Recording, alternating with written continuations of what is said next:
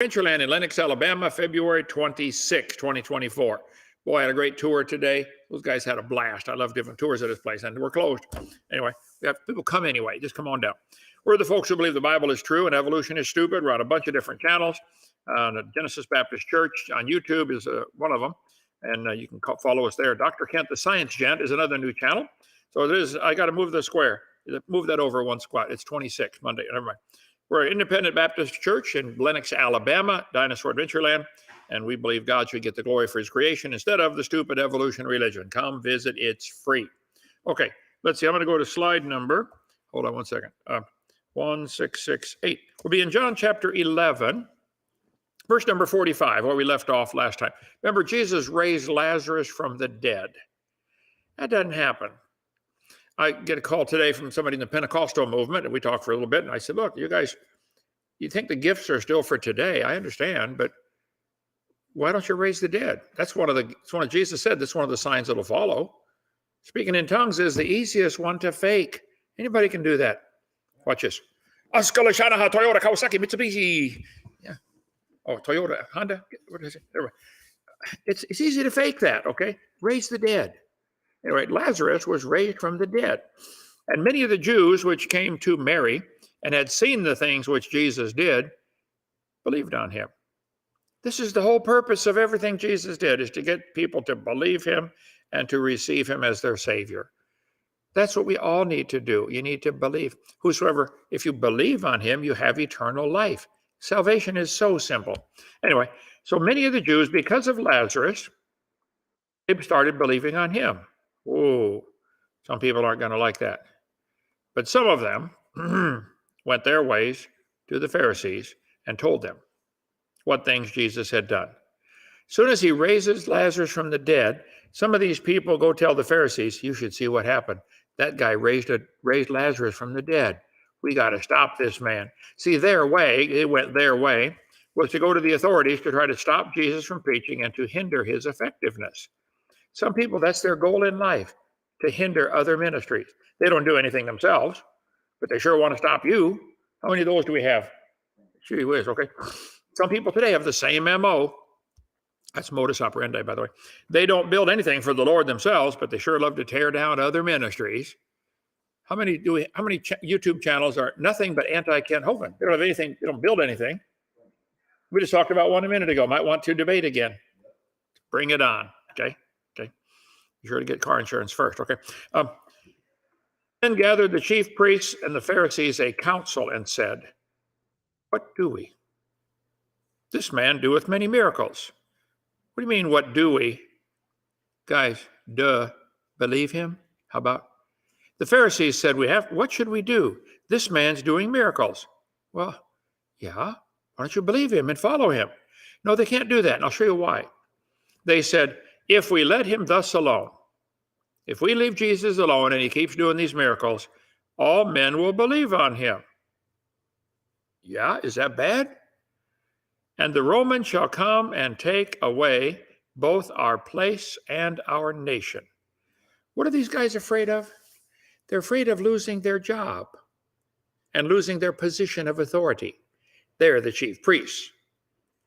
They've got to stop Jesus from doing miracles and helping people and feeding the 5,000 and raising the dead and making lame people walk and walking on water. They've got to stop Jesus from doing good, because if he keeps it up, the people will believe on him and they might lose their position of power. Take away our place and we have to stop him. We're going to lose our job. Oh, I see. They that will be rich, that's their goal in life, to be rich, fall into temptation and a snare, into many foolish and hurtful lusts, which drowned men in destruction and perdition. For the love of money is the root of all evil. It doesn't say money's evil, the love of money. How many crimes have been committed over money, would you guess? Nearly all of them, yeah. Theft, murder, unreal stuff has happened. Cheating, lying. The love of money is the root of all evil. Let's see. One of them, named Caiaphas, being the high priest that year, said, "You know nothing at all, nor consider it's expedient for us that one man should die for the people, that the whole nation perish not." Here, all Jesus has done is doing good. The Bible says he went about doing good. All he did was good everywhere he went. And they hated him because they might lose their position. Caiaphas, the high priest, well, he don't want to lose his job, okay? The 10 most corrupt politicians in the world. I think I see Vladimir Putin in there. You should read the list of the 10 most corrupt, read the 10 most corrupt politicians in history. The world of politics filled with corrupt politicians. We all know them. The corrupt politicians line their pockets at the expense of the people they're supposed to represent. In situations where money talks, everybody has a desirable interest who would spare their ears to listen very carefully, where power and political influence seems to rule in a country. They say power corrupts, and absolute power corrupts absolutely. How many politicians have made decisions based on money rather than what's right? Yeah, think about it. The love of money. How many problems does America have right now because of somebody's corrupt politician and their love of money? That's why they love to start wars. Doesn't matter who wins. The goal is to reduce the population and get everybody in debt to them.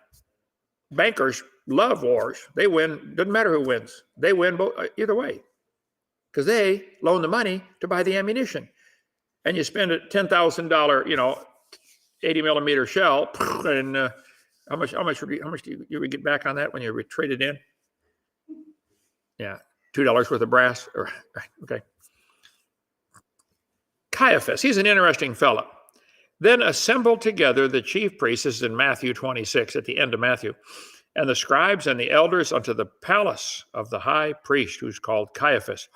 The palace. Oh, Caiaphas is worried about losing his job, his house, his position.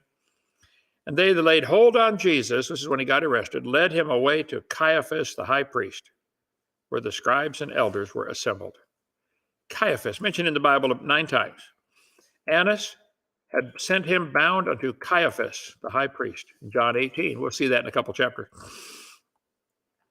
Annas, the high priest, and Caiaphas, and John, and Alexander, and as many were of the kindred of the high priest, were gathered together at Jerusalem. They're trying to stop Peter. Caiaphas was involved in executing Jesus. He was involved in trying to stop Peter from preaching, had him beaten. Caiaphas, this guy was worried about his position. He's one of the high lodge members. Yeah, okay. Now consider that it is expedient for us that one man should die for the people. What? Caiaphas said, it's expedient for us. Look up the word expedient. Suitable or efficient for accomplishing a purpose. What's your purpose, Caiaphas? Convenient, but based on a concern of self-interest rather than principle. That word expedient. You're worried about yourself, aren't you? Let's see. Caiaphas said, they don't consider it's expedient for us that one man should die for the people and not that the whole nation should perish. Expedient. They want Jesus to die so that they can keep their position because he's making people turn away from them to Jesus. Got to stop him. Expedient. Suitable for achieving a particular end in a given circumstance. Characterized by concern with what is opportune. Opportunistic, not worried about, character or truth. Nor consider it's expedient that one man should die. The word expedient is used in the Bible 7 times. Caiaphas was he which gave counsel to the Jews that it was expedient that one man should die for the people. And this spake he not of himself, but being high priest that year, he prophesied that Jesus should die for the nation. He probably didn't even know he was prophesying. And not for that nation only, but that he should gather together in one the children of God that were scattered abroad. Jesus is going to die and make a whole new family of God's children. Yeah. And then from that day forth, they took counsel together to put him to death. Caiaphas, what are you thinking? You think you should put an innocent man to death because he raised somebody from the dead? He healed people, healed sick people. He fed 5,000 men plus women and children. He walked on water. You guys are getting together, taking counsel, figuring out how can we kill this man? What is wrong with these people? Duh. Jesus, therefore, anytime you see a therefore, you should see what it's there for. Okay, it's because of their taking counsel to put him to death. Jesus walked no more openly among the Jews. He didn't go around preaching like he used to. Jesus was smart enough to say, look, I better go take it slower, better go hide. But he went thence unto a country near to the wilderness, into a city called Ephraim. They took counsel. The king took counsel and made 2 calves of gold. What a dumb bunch of counselors he had.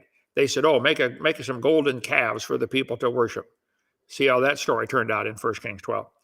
Then the king of Syria warred against Israel and took counsel with his servants, saying, in such and such a place shall my camp be. And one of the prophets was telling the king of Israel where they were going to camp. He didn't have a spy amongst them like he thought. God's prophet was revealing it. And Rehoboam, King Rehoboam, King David had Solomon. Solomon had Rehoboam, was his son, okay, grandson of King David. Rehoboam took counsel with the old men that stood before Solomon, his father, while he yet lived, saying, what counsel give ye? He asked the old men, because the people came and said, hey, Rehoboam, you're king now. Your dad Solomon, toward the end of his life, went crazy and increased taxes, and would you knock it off? Would you get rid of some of the government regulations? Cut down on the taxes. Rehoboam said, I'll get back with you. He went and talked to the old men and said, what do you think, guys? They all said, yeah, he's right. The people are right. Then he went and talked to the young men. They said, oh, no, you should tell them you're going to double the taxes, triple the taxes, make it harder. Oh, he did. He said, I'm going to follow the advice of the young men, and it split the kingdom. And from then on, it was Israel and Judah. The civil war split the kingdom. Rehoboam took the wrong counsel, but he took counsel. The Pharisees took counsel how they might entangle him in his talk. I have people that in my debates, they're not looking for truth. They're looking to find something I say wrong, one slip of the tongue, and they'll maximize that. All you got to do is get one misspelled word. Einstein did that with his class one time. He wrote on the board, 9 times 1 is 9, 9 times 2 is 18. He went all the way up, 9 times 9 is 81. Then he put 9 times 10 is 91. And the students all snickered, ha, ha, ha, there's the genius Einstein. He said, did you notice? I did a lot of things right. I got 9 of them right. You picked on the one mistake I made.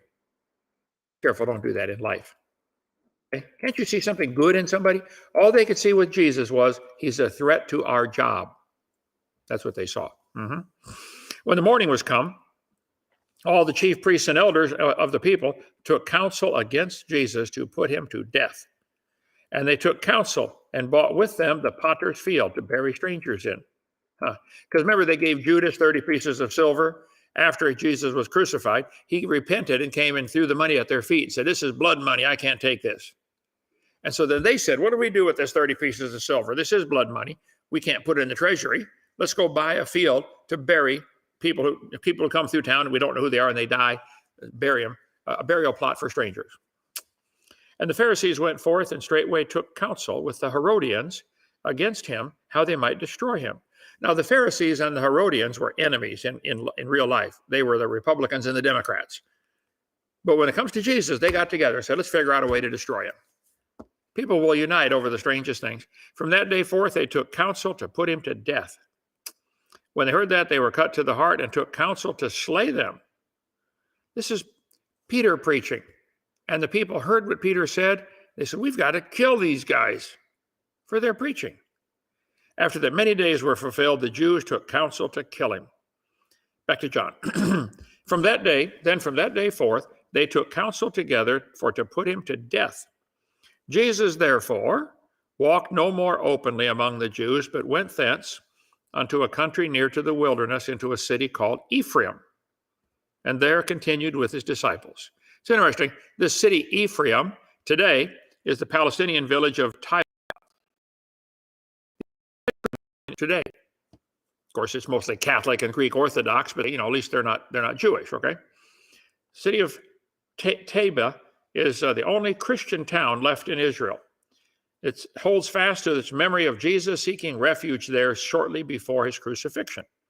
The Gospel of John says Jesus went to Taba, then called Ephraim, after he raised Lazarus to life, and the Jewish authorities planned to put him to death.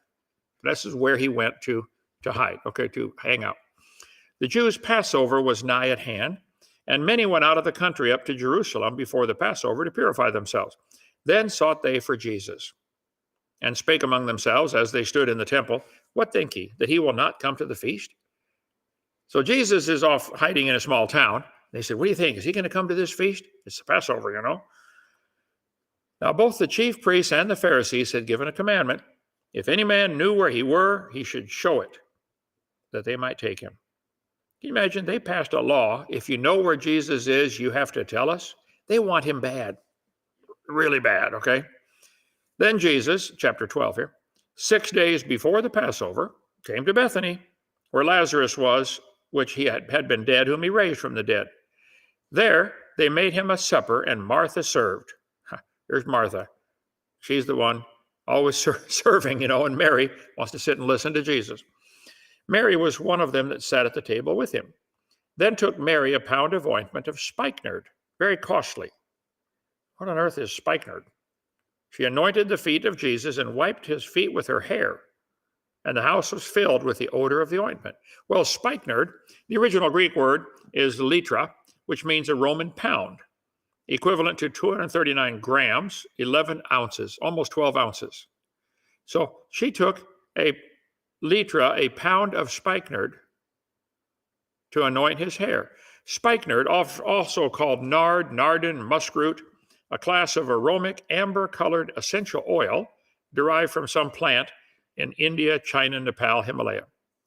Spikenard, you can still buy it today, $100 for an ounce. Let's see. She put 12 ounces on his feet and wiped it with her hair. $1,200 worth of ointment. She took a pound of ointment of spikenard, very costly, and anointed the feet of Jesus and wiped his feet with her hair. And the house was filled with odor. She must really love this guy.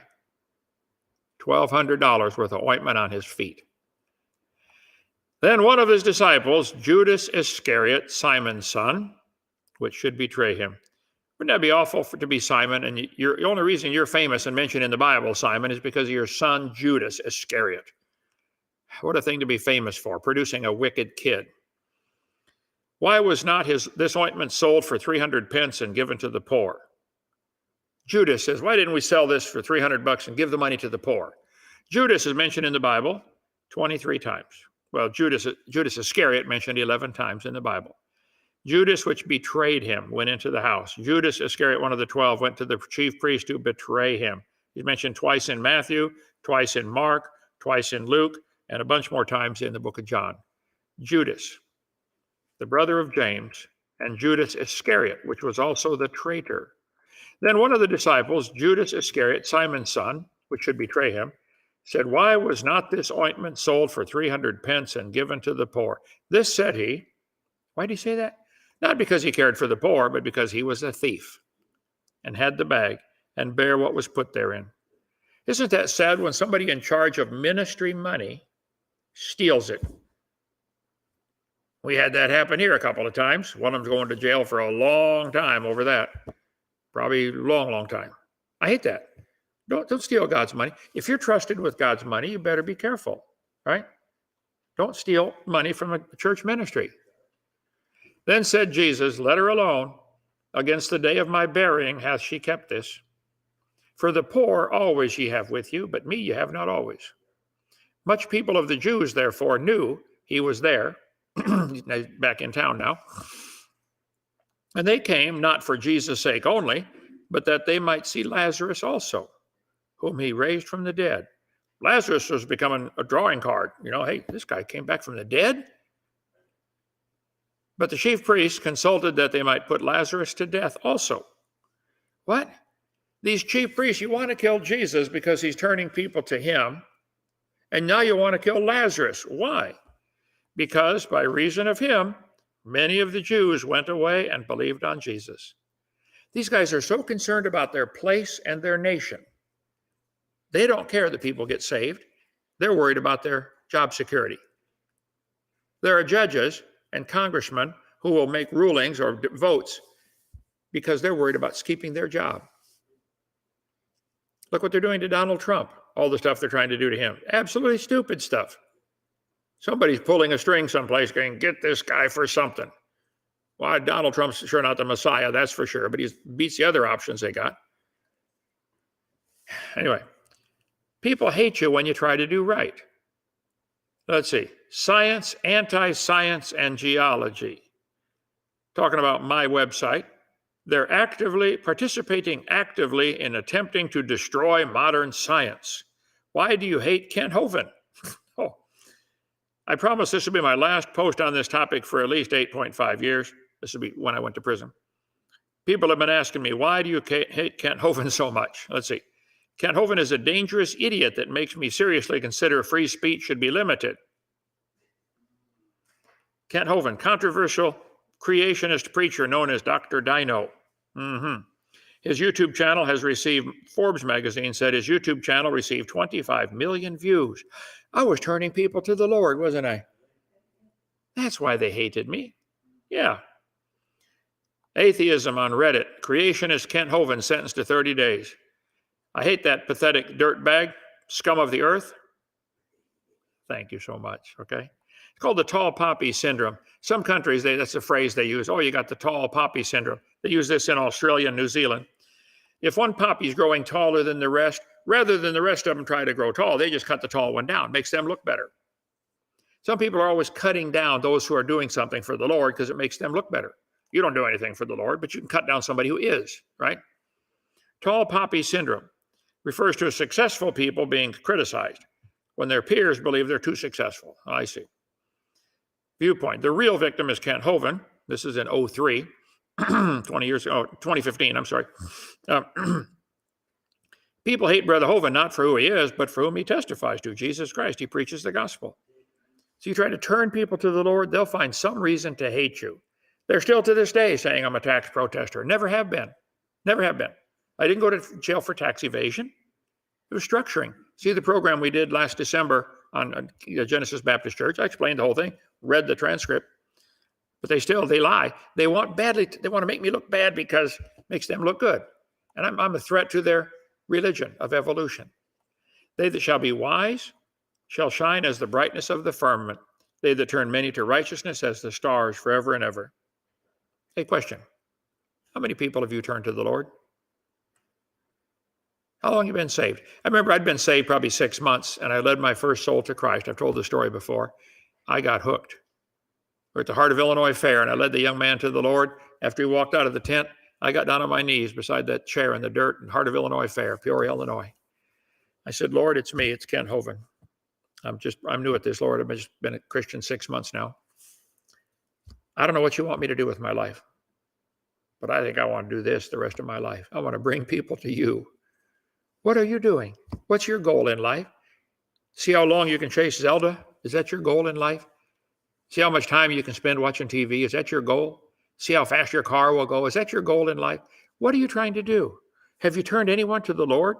Are you now actively leading anyone to follow the Lord? Hey, come with me, follow. You ought to be holding a Bible study with somebody.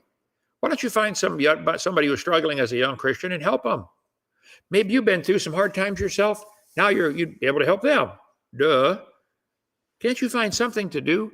Bible says, blessed are ye when men shall hate you, when they shall separate you from their company. I don't want to go visit Dinosaur Adventure Land, that's for sure. That place is a cult. Okay. Yeah. They got people buried in the basement of their trailer. There's no basements in trailers, okay? And there's nobody buried out here. Well, the pig died a couple of years ago. We buried him, okay? They shall separate you and shall reproach you and cast out your name as evil for the Son of Man's sake. Rejoice in that day and leap for joy. Behold, your reward is great in the heaven. For in like manner did the fathers unto the prophets. Ha. If the world hates you, you know it hated me before it hated you. Mm-hmm. If you were of the world would love his own. But because you're not of the world, I've chosen you out of the world. Therefore, the world hateth you. This is standard. It just comes with being a Christian, okay? If they persecuted me, they'll persecute you also. If they have kept my saying, they'll keep yours also. 1 John 3, not as Cain, who was of that wicked one and slew his brother. And wherefore slew he him? Why did Cain kill Abel? Well, it tells us right here. His own works were evil and his brothers were righteous. See, if you do right, those who are doing wrong will hate you because you make them look bad. They're going to hate you just because you do right. They hated Jesus because he went about doing good, healing people. They hated Lazarus. What did he do wrong? Poor guy suffered for who knows how long with the illness and finally died, laid in the grave for 4 days. Jesus raised him up. His other friends had to unwind the grave clothes off of him. And then people hated him, wanted to kill him just for being alive. Poor guy's got to die again. Marvel not, my brethren, if the world hates you. The chief priests consulted that they might put Lazarus also to death. What up? Why? Because by reason of him, many of the Jews went away and believed on Jesus. If you start turning people to the Lord, you're going to be hated. You want to learn how to be hated? Start serving God. They'll hate you. Simple question. What on earth are you doing, for heaven's sake? Can't you find something to do? Can't you start a ministry on something? I don't know. Some of you, I wish we had people all over I wish thousands of you viewers would do this simple thing for us. Do all the research on, pick a plant, pick an animal, anything, okay? What did we find out today? How many kinds of roses there are? The guys that were with me today, they're gone now. I said, how many kinds of roses are there? I forget, 320 or something? Why didn't somebody write just a little booklet on God's amazing rose? Or just write a booklet or do a PowerPoint presentation. And tell you what, if you write a cool booklet on flowers or animals or something that gives God the glory and teaches that, we'll buy them off you wholesale and sell it retail in our bookstore. How many books do we sell that I did not write? A bunch of them. Yeah. Maybe you could do something. We'll put it on our channel if you do it, if it's a quality stuff. How many kinds of pigs are there in the world? What's amazing about a pig? What's amazing about a cucumber? I don't know. Find out. Some of you could do something instead of chasing Zelda around. Why don't you do something for the Lord and turn people to the Lord? I want to encourage everybody. You could do something. Write a book. Find something to do. If you have art skill, Jack Chick was a fabulous artist. California, good friend of mine, Chick.com, Chick Publications. He did a whole series of amazing comic books. Billions of them are out there, the Chick tracks. I mean, billions. He just had a skill for cartooning, artwork. Don't you have some kind of skill besides, playing video games? Can't you think of something to do? What on earth are you doing, for heaven's sake? I wish everybody would get busy. There's a war going on. Find something to do. If you're not going to shoot, carry bullets or take care of the bullets or do something. Take care of the wounded. Find a ministry that you can do. Not cutting down other people. Don't tell somebody else how to do that. I say, people, if you don't like the way I do it here, go across the street and build another Dinosaur Adventure Land. Do your own. I'm trying hard to serve God and do it here. But if you don't like it, okay, I understand. I don't like some of the things done around here either. And I'm talking to myself about it, all right? But find something to do, please. If I can encourage you, I want to. Give me a call, 855 BIG-DINO, extension 3. I'd be glad to help you get going. But some of you have you have knowledge about, you could do a simple booklet or a video presentation on V8 engines and how this had to have a designer. This could not possibly have evolved by chance. And use that, if you're knowledgeable in mechanics, well, use it to turn people to the Lord. If you're knowledgeable, if you want to raise hamsters, talk about God's amazing hamster or something. I don't know. Think of something tonight. Why don't you shut off the TV, shut off your phone, and just say, Lord, talk to me. What would you like me to do? Reporting for duty, sir. What's my assignment? Do something. Anyway, all right. Thank you so much for joining us. My voice is about gone. Been a long day. Yes, ma'am.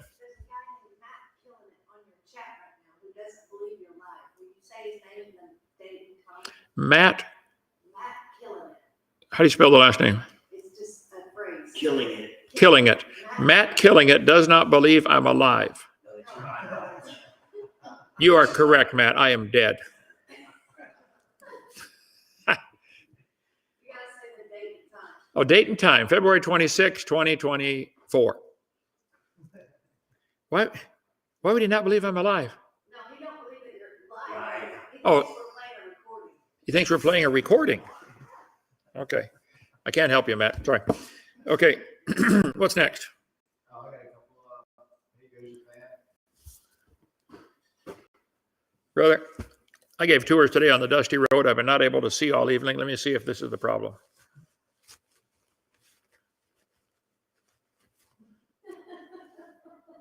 Whoa.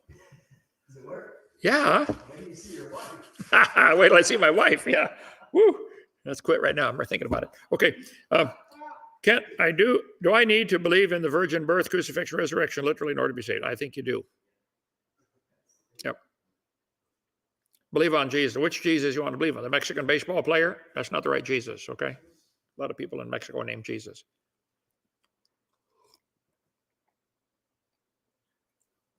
Can't you make a difference? People scoff at the thought of a deceiver, never realizing they've been under his influence for a long time. That's the truth. If I was the devil, I would not let people know I'm even alive. I'd just let them follow me without even knowing. Yeah. The Lord said, you're hired. Get a job. Good job. Well, thank you. Appreciate that. Okay. I can't. On which video do you talk about Lucy? My seminar series is 18 hours. It's $50 for the whole thing. You can return it, get your money back, minus shipping cost if you watch it and copy it, even if you want to. I used to loan them out. I tell people, I used to loan my videos out. I learned immediately. Baptists especially don't steal, but they borrow and never return. You buy it, okay? My dad always had a policy. He would never loan money. He'd always buy something off of somebody. People would come and say, hey, Bob, can I borrow $200? Nope. What do you got to sell? Well, here, I'll give you my $500 shotgun for $200. And okay, when you bring your 200 back, I'll give you the shotgun. People never do give it back, never bring the money back. He ended up with a shotgun for $200, you know.